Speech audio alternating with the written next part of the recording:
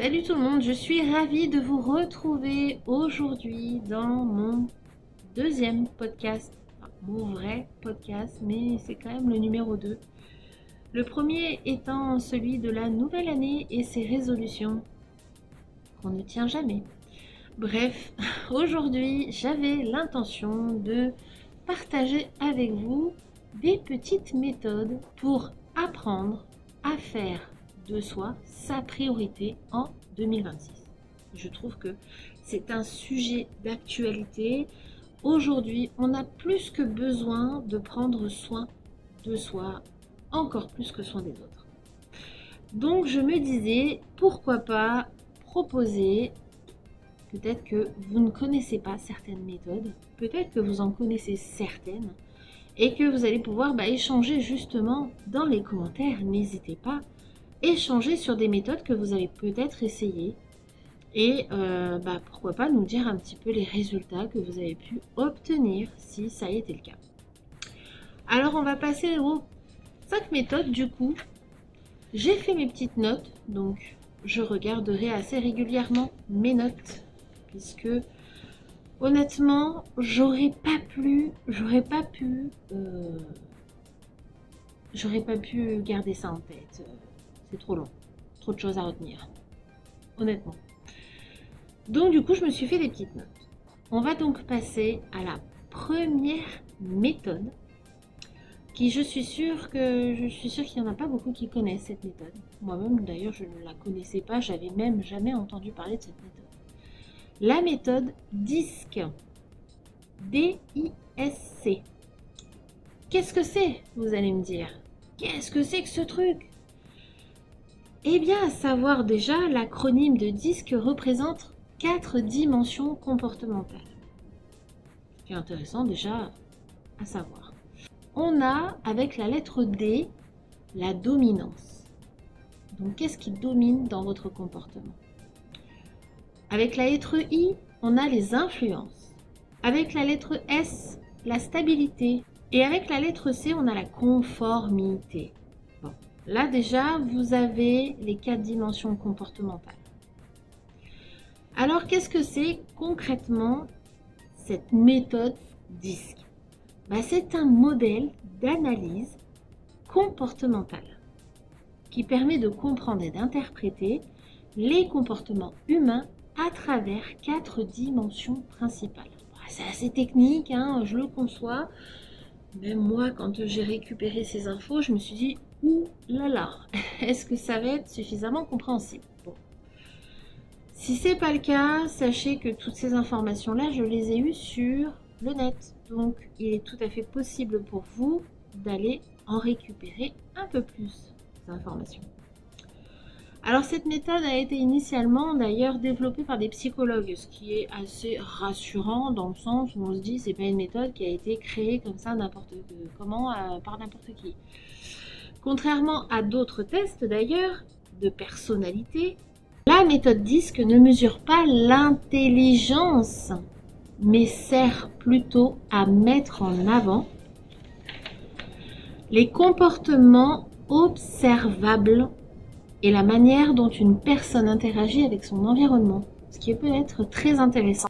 D'ailleurs, je pense que cette méthode doit certainement être utilisée principalement dans des sociétés pour pouvoir globalement analyser un comportement avant d'embaucher quelqu'un. Je pense honnêtement. Alors, on nous dit que la méthode DISC repose sur 2 axes principaux qui déterminent nos comportements. En clair, c'est la compréhension et la connaissance, et ces 2 axes qui déterminent les 4 types comportementaux représentés par les 4 couleurs du disque. C'est un peu complexe, je le conçois, mais c'est une méthode qui peut éventuellement être intéressante. Pourquoi? Parce que cette méthode donne des pistes pour améliorer notre communication. Et ça, franchement, ça peut être très intéressant, que ce soit dans le travail ou si vous avez des difficultés dans la communication en général, ça peut être très intéressant pour vous de travailler là-dessus. Et elle aide aussi à optimiser le travail en équipe. Donc c'est bien ce que je disais, c'est une méthode qui doit certainement être très utile aussi dans le domaine professionnel. Alors si vous souhaitez plus d'infos d'ailleurs sur cette méthode, vous avez plusieurs sites accessibles. Perso, j'ai pris ces infos sur Accedia. Voilà, que j'ai trouvé assez simple en explication.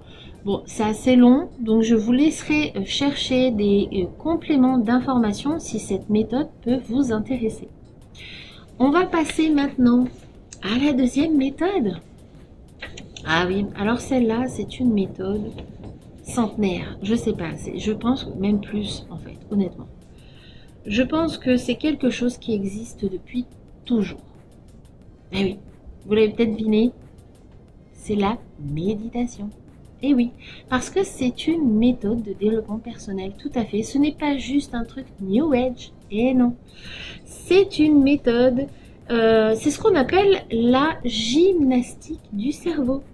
Et oui, et elle a pour but d'alléger notre esprit et d'aider notre esprit à faire abstraction de nos pensées nuisibles.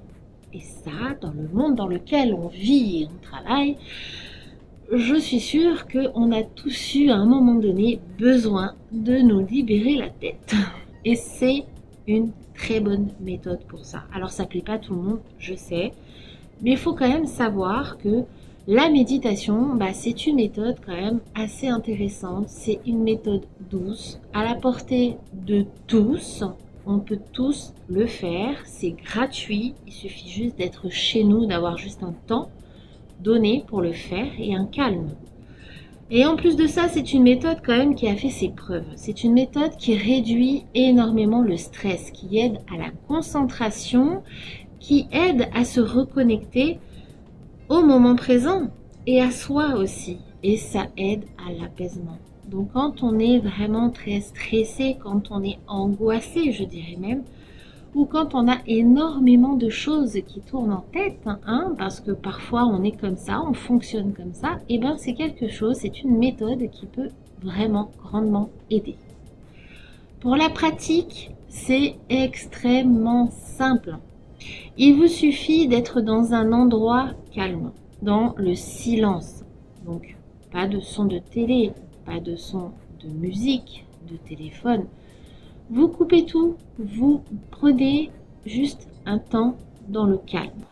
Donc, on vous conseille, vous pouvez aussi, d'ailleurs, oui, c'est vrai, pour les personnes qui n'aiment pas forcément se poser dans le calme, et je comprends parce que j'ai longtemps été comme ça, eh bien, on vous conseille aussi, si vous souhaitez, c'est de mettre un petit fond de musique. Une petite musique toute douce, toute calme, pas très forte, et ça aussi, ça peut convenir pour une méditation. Ou même un bruit blanc.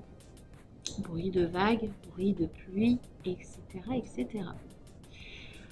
Là, on nous dit vraiment sur ce que j'ai récupéré comme info, on nous dit, et c'est vrai, moi c'est comme ça qu'on me l'a appris, entre guillemets, on m'a bien fait comprendre quand j'ai voulu m'y mettre, on m'a bien dit 10 minutes par jour suffit, ou même si c'est pas par jour, mais de temps en temps.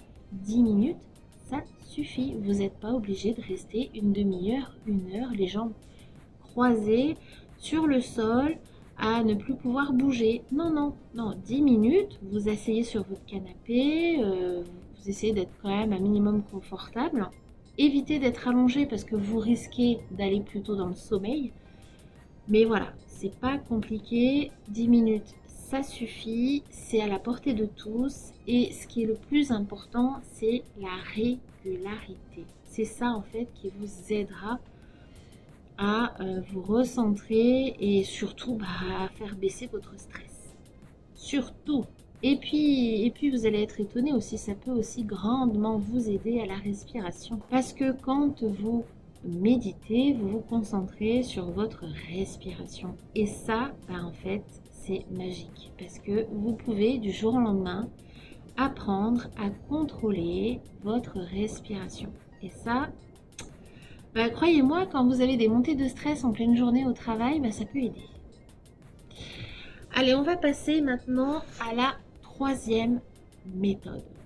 On est toujours là pour prendre soin de soi, donc attention si on veut partir sur une méthode il faut le faire avec plaisir et envie. Ça, c'est très important. La troisième méthode qu'on appelle l'énéagramme. Alors personnellement, je ne connaissais pas non plus cette méthode. Voilà. En trouvant ces informations, j'ai trouvé une méthode qui pourrait éventuellement être intéressante aussi. Et vous allez comprendre pourquoi. Cette troisième méthode, donc l'énéagramme, c'est une grille de lecture de la personnalité basée sur 9 structures de caractères. Le mot énéagramme d'ailleurs vient du grec énéagramma, figure à 9 points. L'énéagramme donne des repères pour mieux nous connaître, mais aussi pour apprendre à mieux connaître les autres. Et oui, forcément. Parce que en fait, là, si on met en avant certains points de caractère ou certains comportements dus à certains points de caractère, on peut aussi apprendre à comprendre les caractères et les comportements des autres. Et ça, je trouve que ça, c'est un petit plus dans cette méthode. Donc du coup, ce tout là, eh ben, ça peut aussi nous aider à comment mieux nous rencontrer. Eh oui, je pense sincèrement que au-delà du travail, au-delà de l'amitié, enfin des connaissances, c'est possible que cette méthode aide aussi à comprendre le partenaire entre guillemets idéal. Donc ça peut être intéressant aussi. C'est une méthode accessible à tous, qui prend en compte le changement éventuel du comportement selon la situation. Alors ça, c'est intéressant, c'est ce que je disais dans la première méthode. Je doutais fortement que la première méthode prenait en compte justement ces éléments-là. C'est-à-dire de comment je suis aujourd'hui selon ce que je vis. Parce qu'on est selon ce qu'on vit aussi. Si demain vous vivez des situations compliquées, forcément vous allez être plus dans un mood différent, vous allez être plus dans l'anxiété, dans les questionnements, dans la peur, etc. etc. Si par contre vous vivez une vie sans souci, écoutez, tant mieux pour vous, mais ça veut dire que vous n'allez pas du tout avoir le même mood et forcément pas avoir les mêmes comportements, ça c'est logique. Donc cette méthode est très intéressante pour ça parce qu'elle prend en compte ce que vous êtes en train de vivre aujourd'hui, la vie que vous vivez là dans l'instant T. Donc c'est chouette. Cette méthode peut être testée sur internet. Et oui, j'ai regardé. Par contre, ça se dit gratuit, hein, mais au final, il faut payer quand même quelques sous pour avoir les résultats. Donc le test est gratuit, mais les résultats ne le sont pas. Donc à voir. Bon, allez, on va passer maintenant à la quatrième méthode. Cette quatrième méthode, les chronotypes. Alors dites-moi, vous aussi, si vous connaissez ces méthodes. Parce que depuis tout à l'heure, moi, j'en connaissais qu'une. C'était la méditation, sérieusement. Donc, j'apprends des choses, c'est cool. Au moins, je me coucherai moins bête ce soir. Alors le chronotype, c'est une manifestation du rythme circadien qui définit la préférence d'une personne pour des activités, soit plus matinales ou plus vespérales le soir. Notamment l'heure du coucher et du lever. En clair, cela détermine votre horloge biologique. Alors moi, j'ai trouvé que cette méthode pouvait être extrêmement intéressante. Comment? Parce que parfois, on a l'impression de se connaître, même par rapport à notre perception, notre fatigue, notre énergie, tout ça. Et en fait, très souvent, on se plante. Donc ça peut être très intéressant pour nous, je pense, de savoir comment notre horloge fonctionne et à quel moment je suis plus disposée à faire les choses, à être plus concentrée. Ça peut être vachement intéressant, surtout, je dirais, quand on est comme moi et qu'on a envie de faire des activités hors travail et quotidien. C'est-à-dire que moi, j'ai des petits projets à droite à gauche et c'est vrai que si je savais exactement à quel moment je suis la plus performante, ça pourrait me donner un coup de pouce. Parce que parfois, on a l'impression de savoir, mais en fait, non, on se trompe carrément. Donc, je trouve que cette méthode peut être très, très intéressante. Ça va nous permettre du coup de savoir, d'optimiser quelle activité conviendrait mieux le matin ou le soir. Donc, c'est ce que je vous disais, c'est top. Bref, c'est apprendre à se connaître mieux pour être plus productif. Et oui, et je ne parle pas forcément d'être productif pour les autres, mais c'est surtout pour soi-même. Si on veut faire des choses, si on a des envies de créer des choses, de faire des choses, d'avoir des projets pro à côté, d'un travail alimentaire, etc., ça peut être extrêmement intéressant. C'est aussi très intéressant quand on a une famille et qu'on sait qu'on a déjà pas beaucoup d'énergie. Ça peut être intéressant aussi. Du coup, test sur Internet pour la plupart payantes. Et ouais, comme toujours, hein, pour trouver des choses gratuites, faut chercher. Moi, j'ai trouvé quelques petits trucs, mais pas dans les 5 premières méthodes. Mais je vous dirai après. Du coup, on va passer maintenant à la 5e méthode. Celle-là, je pense que pour beaucoup, on la connaît. On est beaucoup à connaître cette méthode. Ça s'appelle le design humain. Moi, j'en avais déjà entendu parler perso. Je sais pas vous, dites-moi en commentaire, n'hésitez pas à me dire si vous connaissez l'une des 5 méthodes que je vous propose. Ça m'intéresse. Alors cette pratique, c'est une pratique ésotérique. Et oui, même moi, je ne savais pas que c'était une pratique qui était considérée comme ésotérique. Bon. C'est une pratique qui peut aider à comprendre la personnalité d'un individu à partir de sa date de naissance. En clair, c'est un système holistique de connaissance de soi. Donc si vous n'avez pas trop envie de passer par des tests très psychologiques, vous avez aussi des méthodes un peu moins conventionnelles, comme la méditation et le design humain. Le design humain combine astrologie, I Ching, la Kabbale et la philosophie védique, proposant une division des personnalités en 5 types d'énergie.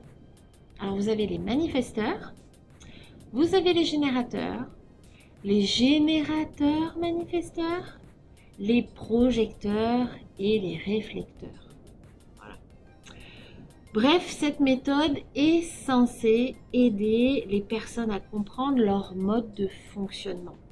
Bref, cette méthode, qui est censée aider à comprendre le mode de fonctionnement, c'est malheureusement une méthode qui est payante et parfois qui peut même être assez chère. Tout dépend vers qui vous allez vous tourner pour faire ce genre de tests, d'examens de personnalité. Alors vous pouvez trouver des personnes qualifiées sur le net, mais vous pouvez aussi très bien trouver des personnes dans tout ce qui est centre qui entoure les soins holistiques, etc. Des fois vous avez même des regroupements de personnes qui proposent des soins. Et très souvent vous pouvez trouver quelqu'un qui fait du design humain. Et je vous conseille plutôt ça que sur Internet. Sur Internet, c'est vrai qu'on ne sait jamais vraiment sur qui on tombe. Et on ne sait pas si c'est vraiment quelqu'un qui s'est vraiment formé à la chose. Alors, c'est sûr, ces 5 méthodes ne sont pas les seules solutions pour vous passer en priorité. On est d'accord. Mais ça peut être des outils supplémentaires à ce que vous pouvez poser au quotidien et j'allais dire gratuitement, mais bon, pas tout à fait, c'est vrai, c'est pas tout à fait gratuit. Mais bon, vous avez déjà au moins ces 5 méthodes. Moi d'ailleurs, je vous dis, sur les 5, j'en connaissais que 2. C'est pour dire, c'est assez intéressant quand même de savoir qu'il y a plusieurs méthodes. Voilà. Alors j'ai trouvé aussi quelque chose d'assez intéressant. J'ai trouvé aussi une liste de choses, d'activités qu'on peut poser au quotidien dans sa vie de tous les jours à la portée de tous et en plus de ça c'est gratuit. Donc j'ai trouvé ça sur le site casidomi.com. C'est une liste de 50 activités. Alors je vous avoue que j'ai réduit cette liste de 50 activités à 25 activités. Et je me suis dit, on va jouer à un petit jeu tous ensemble si vous le souhaitez. Si vous avez à portée de main un stylo, une feuille, vous allez pouvoir faire ce petit test avec moi. J'ai 25 activités. Le but, c'est de voir au fur et à mesure des activités que je vais exprimer, voir si vous avez mis en place déjà certaines de ces activités dans votre vie et cocher l'activité que vous avez déjà instaurée au quotidien. Moi, je vais jouer le jeu aussi. Allez, on va passer à la première activité. C'est parti. Lire un livre enrichissant. Ouais. Alors, comment dire? Ça fait très longtemps que je n'ai pas lu. J'adore lire. J'adorais lire. Je pense que j'aime encore lire. Mais honnêtement, j'ai pas le temps. J'ai pas le temps et j'ai pas la tête à ça. Ces dernières années, quand j'essayais de me replonger dans un livre, je m'endormais au bout de 3-4 lignes. Ou alors, je comprenais pas ce que je lisais en fait. Enfin, dans le sens où j'avais pas du tout la tête à ça.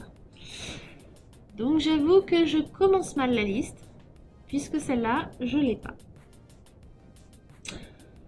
Deuxième activité. Faire régulièrement des balades à l'extérieur.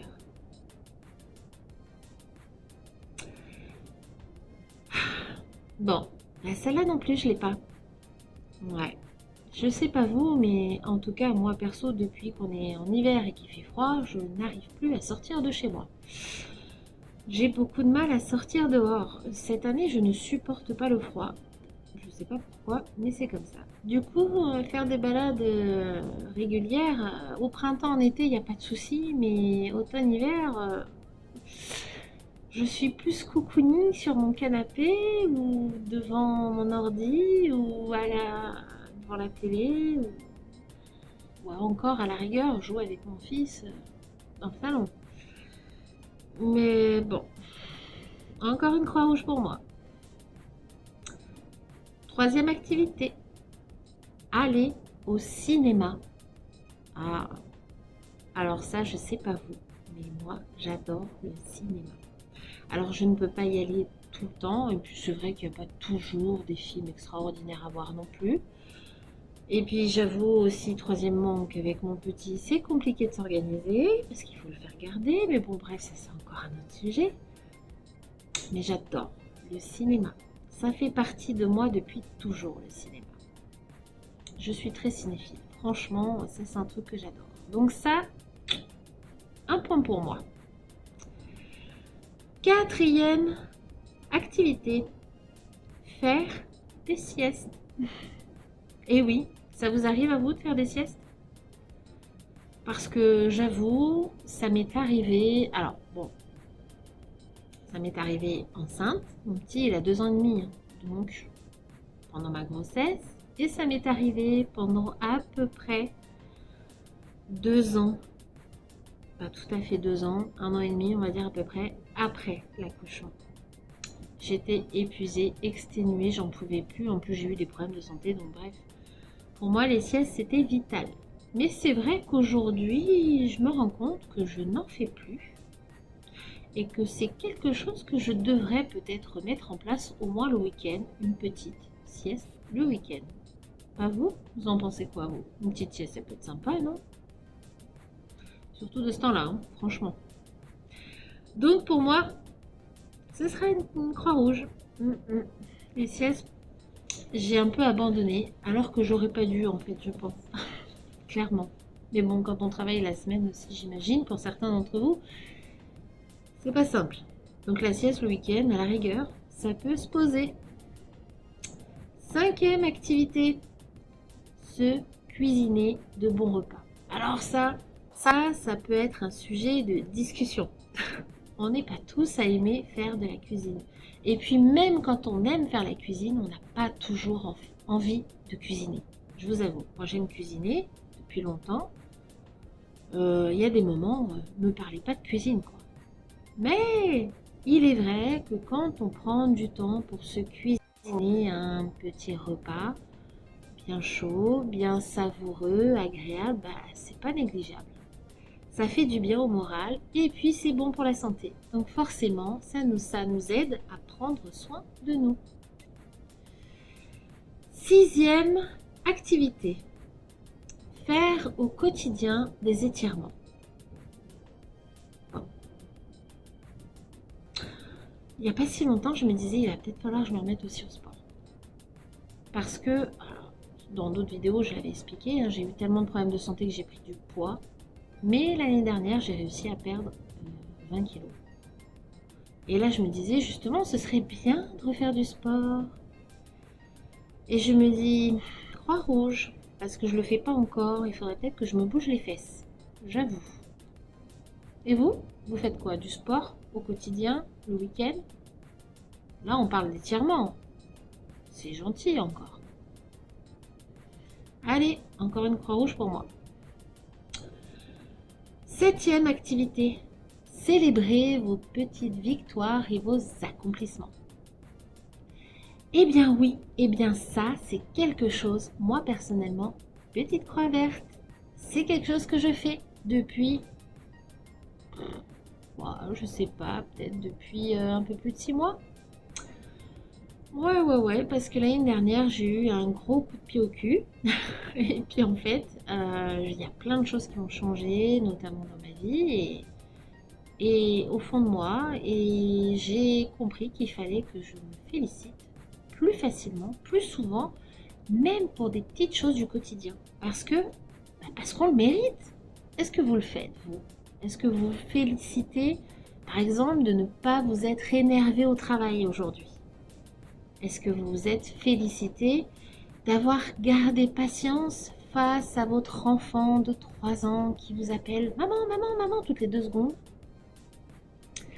Et oui, c'est des petites choses qu'on mérite de se féliciter au quotidien. Parce qu'il faut du courage parfois pour supporter ce brouhaha. 8e activité. Trouver un hobby créatif. Bon ben, croix verte, grosse croix verte, je suis en plein dedans. Voilà, vous êtes avec moi là aujourd'hui. Donc ça veut dire que je suis en plein dedans. Parce que moi personnellement, c'est mon activité, c'est celle que j'ai choisie. Bon, à côté j'en ai d'autres. J'ai aussi mes livres pour enfants, mes dessins, l'écriture de mes livres. Mais j'ai aussi et surtout cette chaîne en ce moment qui me fait vibrer depuis 3 mois maintenant. Et j'espère que ça va continuer encore longtemps. Parce que ça fait énormément de bien d'être, de se concentrer dans une activité créative. Peu importe ce que c'est, ça peut être l'écriture, ça peut être le modelage, ça peut être la peinture, le dessin, ça peut être la cuisine, ça peut être la couture, le tricot, etc., etc. Des activités où vous utilisez votre créativité, vos mains, votre énergie. Et ça, je vous jure, je vous assure, ça fait un bien fou. Donc, qu'est-ce que vous attendez pour mettre en place votre activité? Allez, c'est parti! Allez, on passe à la 9e activité. Faire une liste de ce que vous aimez chez vous. Croix rouge. J'ai beaucoup de mal à trouver des choses positives et à me mettre en avant de façon positive. J'y travaille encore, perso. Je sais pas vous, mais j'ai encore un peu de mal. Du coup, n'hésitez pas à me dire en com si vous, c'est quelque chose qui passe très bien. On va passer à la 10e activité. Changer sa routine. Alors, moi, je dirais que j'ai la moitié d'une croix rouge, la moitié d'une croix verte. Ah, c'est compliqué, hein? Parce que, personnellement, changer sa routine, alors, oui, mais je pense que je pourrais faire mieux.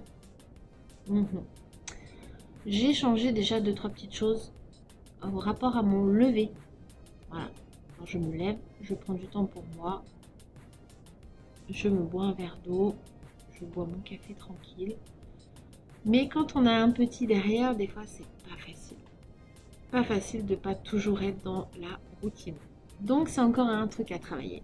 Je sais pas vous, mais dites-moi d'ailleurs si vous avez des astuces pour changer votre routine. Alors peut-être que vous avez une routine la semaine et une routine différente le week-end si vous travaillez la semaine. Moi je serais intéressée de savoir un petit peu comment vous démerdez là pour changer cette routine. Allez, on va passer du coup à la 11e activité. Créer un vision board pour vos projets. Bon. Décidément, je ne vais pas avoir beaucoup de croix vertes, moi je sens.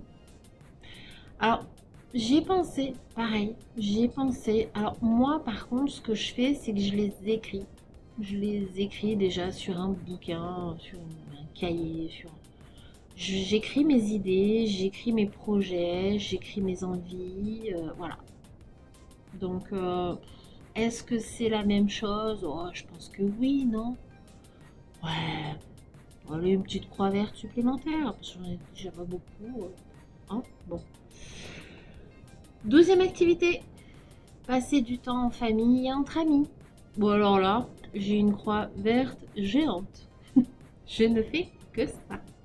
En même temps, j'ai la chance de pouvoir le faire. Je suis pas très loin de mes enfants, pratiquement toutes mes filles habitent à côté de chez moi, pas très loin. Et ma mère nous a rejoints l'année dernière. Donc oui, on peut facilement se réunir dans l'année une vingtaine de fois minimum entre les anniversaires et les week-ends où on a envie de se voir.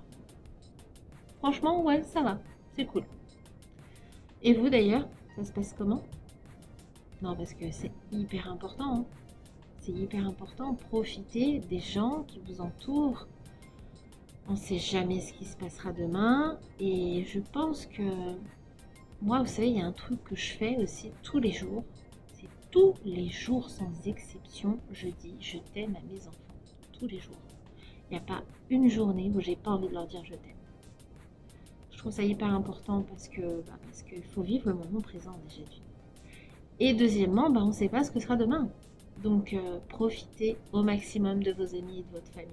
C'est hyper important. 12e activité. Non. 13e activité. Méditer. Bon, on en a parlé, la méditation. Bah oui, je vous l'ai dit, c'est intéressant la méditation. Et pour apprendre à respirer mieux, et pour faire baisser vos angoisses et votre stress. C'est hyper intéressant. Moi, personnellement, ça m'arrive. C'est pas régulier, mais ça m'arrive. Donc, je m'accorde cette petite croix verte. 14e activité, ranger et trier vos affaires. Alors, moi, j'ai fait que ça. Hein. J'ai emménagé dans mon nouvel appartement il y a 6 mois. Je n'ai fait que ça. Et vous? Est-ce que ça vous est arrivé? Est-ce que ça vous arrive d'ailleurs de faire plutôt le rangement et le tri de vos affaires en automne plutôt qu'au printemps? Je trouve que c'est la meilleure période justement. Je trouve que c'est beaucoup mieux de le faire en automne qu'au printemps. Je ne sais pas pourquoi, mais je trouve que ça a plus de sens. Dites-moi encore ce que vous en pensez. 15e activité, prendre 5 respirations profondes avant de prendre une décision, avant de répondre à une problématique. Et oui, vous savez, on a toujours tendance, très souvent en tout cas, à faire avec nos émotions. Et du coup, quand on est face à une problématique, on a ce sentiment d'urgence. Donc on aurait tendance à répondre de façon urgente. C'est ça qu'on vous dit là. On vous dit, est-ce que vous prenez le temps de faire 5 respirations avant de prendre cette décision? Je vais avouer que non, c'est encore un travail à faire. Prendre le temps de faire un choix, de prendre une décision ou de répondre à une problématique sans précipitation. Oui. 16e activité, faire une playlist de musique qui donne la pêche. Alors ça, pour moi, croix verte. J'adore ça. La musique, c'est mon kiff. J'adore. J'écoute la musique régulièrement. J'écoute de tout. En ce moment, je suis pas mal sur des playlists années 80. Un peu à cause de la fameuse série Stranger Things que j'ai adoré et que j'adore et que je regarde encore et encore parce que c'est mon époque et que honnêtement j'ai l'impression de rentrer chez moi quand je regarde ça et quand j'écoute ces musiques. Donc oui, bien sûr, pour moi des playlists, mais j'aime tout, j'aime le rock, j'aime tout, j'aime tout, j'aime beaucoup de choses, beaucoup de choses. Du coup, ouais, c'est un vrai plaisir la musique, il n'y a pas photo. Comme on dit, la musique adoucit les mœurs. Et ça marche, même chez les tout petits. Moi, je sais que mon fils, quand il a des petites crises de nerfs, qui s'énerve ou qui veut sans arrêt changer son dessin animé sur la télé parce qu'il veut pas ça, il veut autre chose. Je stoppe la télé, je mets de la musique. Et il n'y a rien de mieux que la musique pour le détendre. Vous en pensez quoi, vous? Vous aimez la musique? C'est quoi? C'est quoi votre style de musique? Vous écoutez quoi? Je suis curieuse de savoir. Dites-moi en commentaire. Allez, 17e activité, on arrive proche de la fin. Faire le tri des personnes toxiques qui se trouvent dans vos réseaux. Bah ouais. Et ben moi je l'ai fait. Croix verte. Je l'ai faite l'année dernière. Justement, il y a tellement de choses qui ont changé dans ma vie que même en moi, il y a des choses qui ont changé et j'ai ressenti ce besoin de stopper certaines relations. Donc voilà, pour moi c'est fait. Et croyez-moi, on se sent beaucoup plus léger. 18e activité, programmer 1 heure ou plus par jour sans écran. Ouais, ok. J'ai encore du travail devant moi, je l'avoue. Parce que quand on dit sans écran, c'est tout sans exception. J'avoue que j'ai du mal. Parce que je me rends compte que je suis soit devant la télé, soit devant mon ordi, soit devant mon téléphone. Sauf quand je cuisine, quand je fais le bain à mon fils, quand je lui donne à manger, quand je m'occupe de lui ou quand je me balade. Je sais pas, je suis entre les deux. Je ne saurais pas dire si je le fais. Je pense que je pourrais faire mieux. Non? Et vous? Je pense qu'on peut toujours faire mieux. 19e activité. Alors là, je vous dis tout de suite, croix rouge. Faire du yoga, du pilates ou un autre sport. Doux. J'ai dit un sport doux, hein. Pas un sport de combat, par exemple. Hein. Ouais. Alors, comme je disais tout à l'heure, ouais, moi je sais que je devrais faire. Mais j'avoue que... Alors, c'est peut-être des excuses parce qu'on se fait et on se donne souvent des excuses. C'est peut-être une excuse, encore une fois, hein, mais j'ai l'impression de ne pas avoir assez de temps pour me poser un temps dans la journée pour faire ça. Entre mon petit qui va pas encore à l'école, la maison, mes projets perso, je vous avoue, j'ai l'impression que les journées sont trop courtes. Donc pour moi, c'est compliqué. Mais j'ai conscience qu'il va falloir, dans les semaines à venir, que je trouve cette solution. Allez, on passe maintenant à la 20e activité. Décidément, je crois que je vais être abonnée au Croix-Rouge. Hein. Se coucher tôt. Bon, ok. Bah, écoutez, il va être 23h. Je suis encore en train de vous faire ce podcast. Bon, bah, on peut mettre ça à la poubelle. 21e activité. S'apprêter sans occasion particulière. Alors, tout dépend comment on voit le terme s'apprêter. Oui, moi personnellement, si c'est pour dire le matin vous vous pouponnez, vous vous maquillez un peu, vous vous coiffez, même si vous n'êtes pas trop habillé, parce que honnêtement, je m'habille pas forcément comme voilà, je sors pas, donc c'est pantalon cool large, t-shirt et gilet, voilà. Rien de compliqué. Mais par contre, j'adore maintenant, depuis quelques mois maintenant, hein, j'ai pris l'habitude et je me suis forcée au début d'ailleurs, quand je me lève, je déjeune tranquillement et après, je me pouponne, je me maquille, je fais un soin, je mets un masque, je me coiffe, je me force tous les jours à faire ça. Il y a peut-être une fois ou deux dans le mois ou un dimanche, j'aurais pas envie de le faire et encore. Je crois que j'ai tellement pris l'habitude qu'aujourd'hui, je ne saurais pas faire autrement. Allez, du coup, on va passer à la 22e activité. Commencer une nouvelle série sur Netflix. Bon, ah ouais, très bien. Moi, c'est pas forcément des nouvelles séries, mais c'est des suites là qui sont arrivées, hein. Comme Bridgerton. J'ai trop envie de la voir celle-là. Je vais pas tarder à la regarder d'ailleurs. Et dernièrement, c'était Stranger Things. Et vous, qu'est-ce que vous regardez? Est-ce que ça vous arrive de prendre du plaisir un week-end, un soir, à vous poser devant la télé et à regarder une bonne série sur Netflix? Je suis sûre que oui.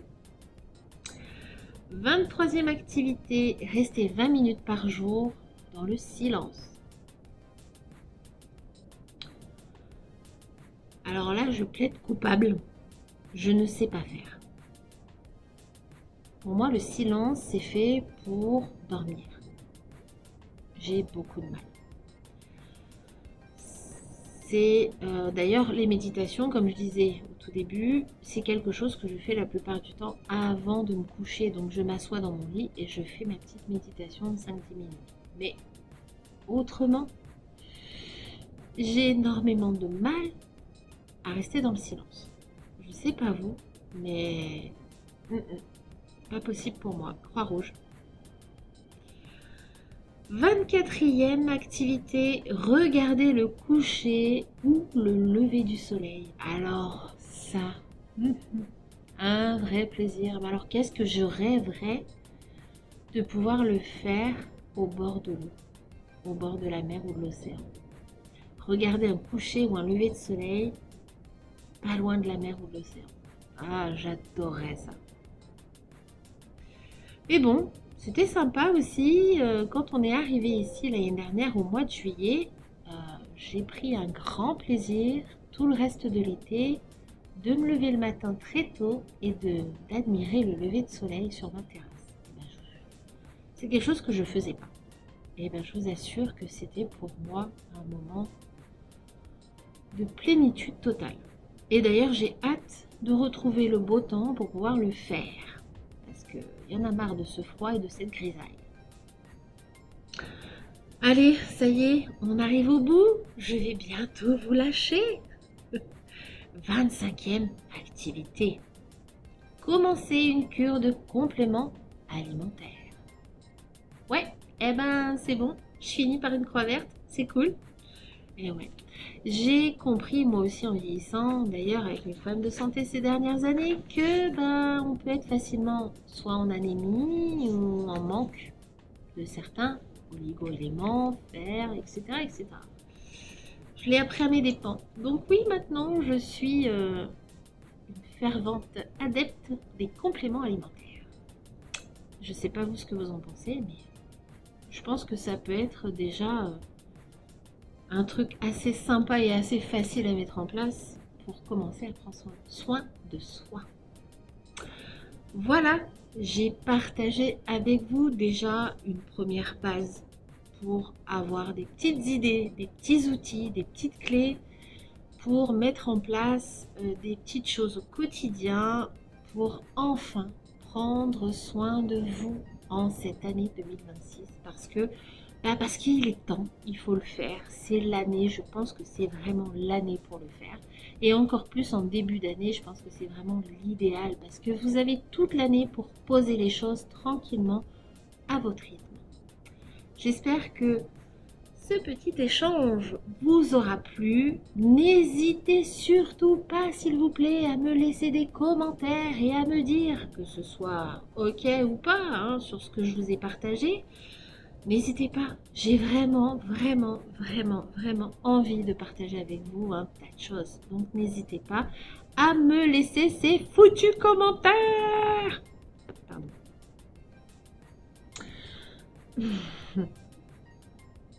Ça, c'est le trop-plein. Bon, écoutez, je vais vous laisser tranquille. Et puis, je vais vous dire à la prochaine, dans un prochain podcast, où ce coup-ci, je vous lancerai quelques défis.